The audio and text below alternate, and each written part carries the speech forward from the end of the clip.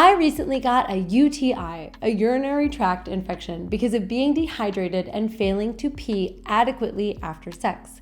And when I shared this with some of my friends, I was shocked to learn that many people don't know that women and everyone with a vulva needs to pee every single time after intercourse. And this got me thinking about what other important information I wish that I had known about sex before I started having it.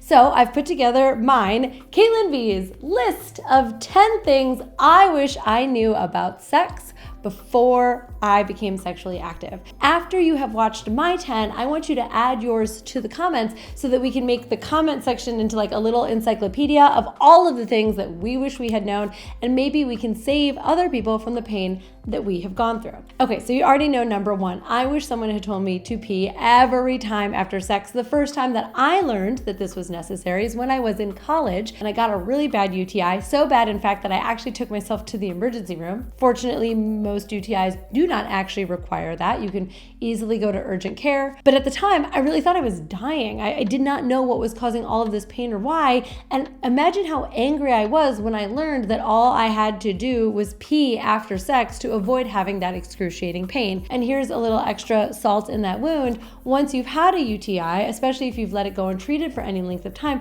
you are more likely to get more UTIs in the future. So, the best way to avoid a UTI is to hydrate a lot, especially if you're having a lot of sex. I recommend the supplement D-mannose. Some people use cranberry supplements. Always speak to your doctor. Remember that I am not a medical professional.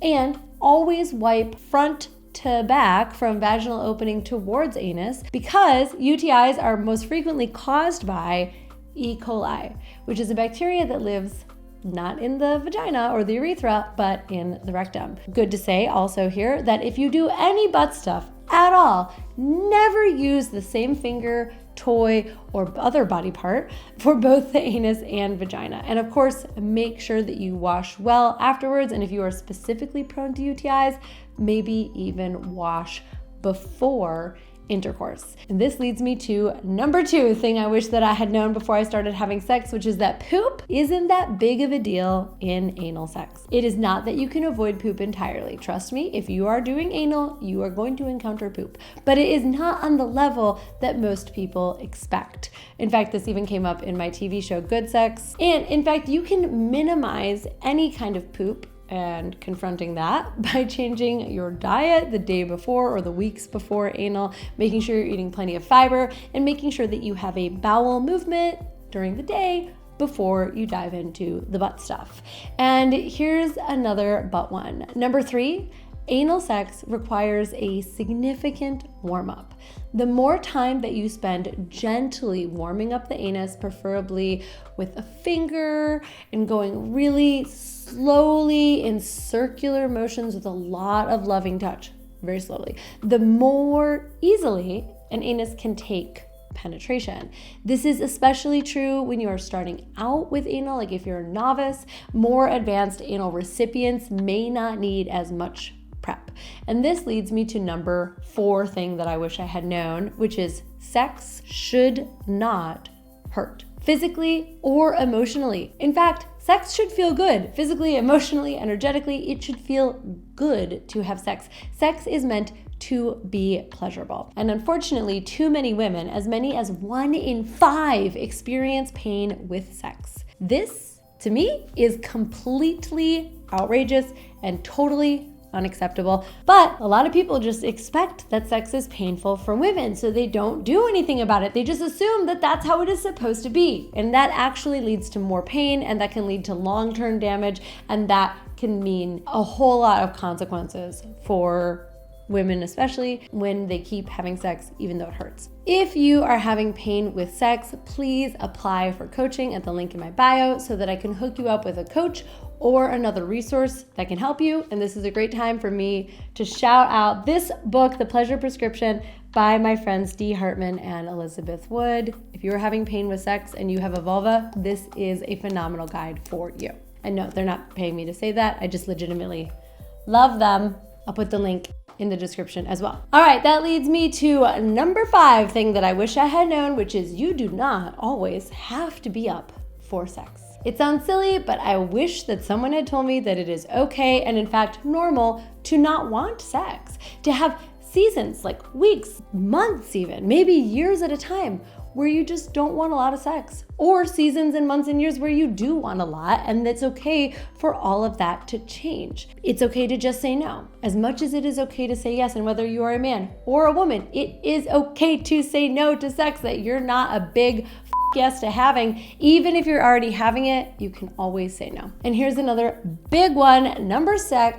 Sex isn't the same as love or commitment. We often collapse love, sex, and commitment in our culture and give them all the same definition. They're all one and the same. But you can have sex without love, love without sex, and commitment without either. Sometimes a person needs sex to feel love, or needs love to desire sex, or maybe you have two people for whom sex means entirely different things.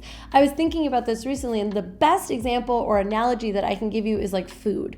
We all eat food. Some of us like the same foods, but we all kind of like them in different ways, right? Like, I like my eggs over easy. You might like yours scrambled. We both like eggs. If we start dating because we both like eggs and we agree that we both like eggs, and then we get married and you find out that I like mine over easy and I learn you like yours scrambled, like, oh my God, but we both liked eggs. How could this be happening? That we're actually not compatible. Sex is the same. And I just wish that I had known that, because I think it would have saved me a lot of heartbreak throughout all of my relationships and especially my years of figuring out if I wanted to be in an open relationship, because it just, conflating these things caused a lot of pain for me and my partners. So I recommend that you, in order to prevent yourself from going through that heartbreak, do the internal work to figure out where you're conflating these things. Where have you got that sex and love are the same thing, or that sex and commitment are the same thing? Doing so and challenging yourself in your own definitions of these things will greatly enhance your relationships. Okay, and here's another related concept. Number 7, I wish someone had told me that virginity is a construct, meaning it's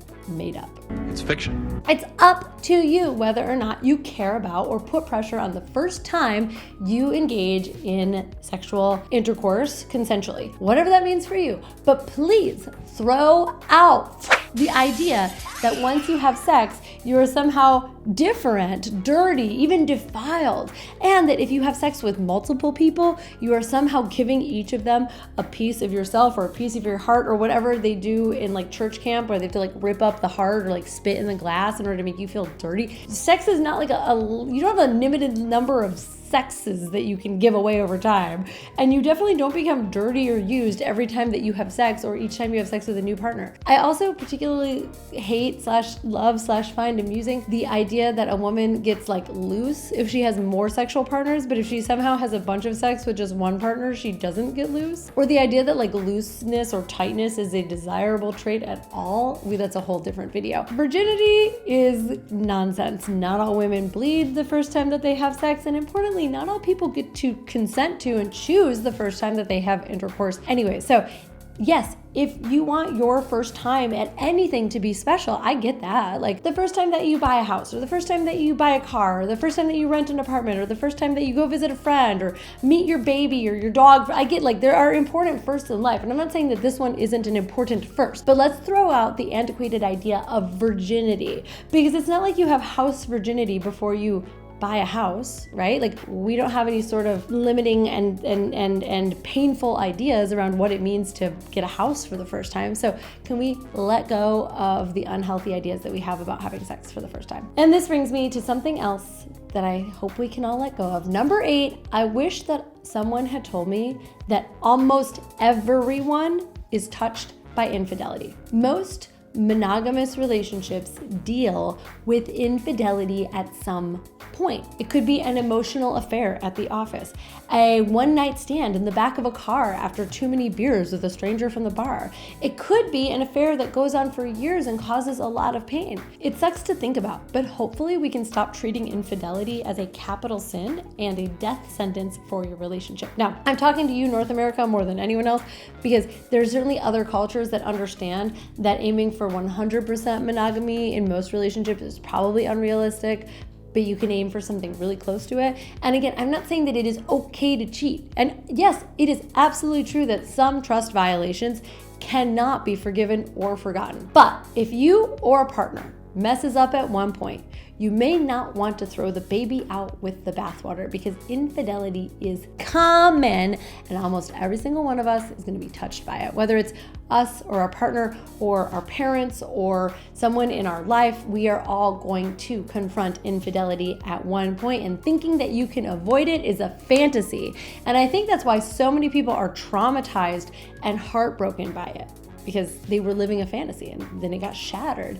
But if you could have something more realistic, I think we can all move through hard things with more grace and ease. I also want to say that it is true that a lot of people saw their parents or caregivers go through a huge amount of pain as a result of cheating or being cheated on. So most of us don't have any role models for how to recover a relationship, let alone make it better after a breach of trust. But I promise you, it is possible. This brings me to number 9, which is another lie that we're all told. Great sex doesn't look like the movies, especially the adult movies. As a kid, I always thought that women kept their bras on during sex because that's how it always appeared in the 1990s movies that I grew up watching. And even today, there's a recipe for how we see people being intimate on screen. They make out for a few seconds, and then supposedly there's penetration, and then they both fall back and they take a deep breath together. It never requires communication or consent.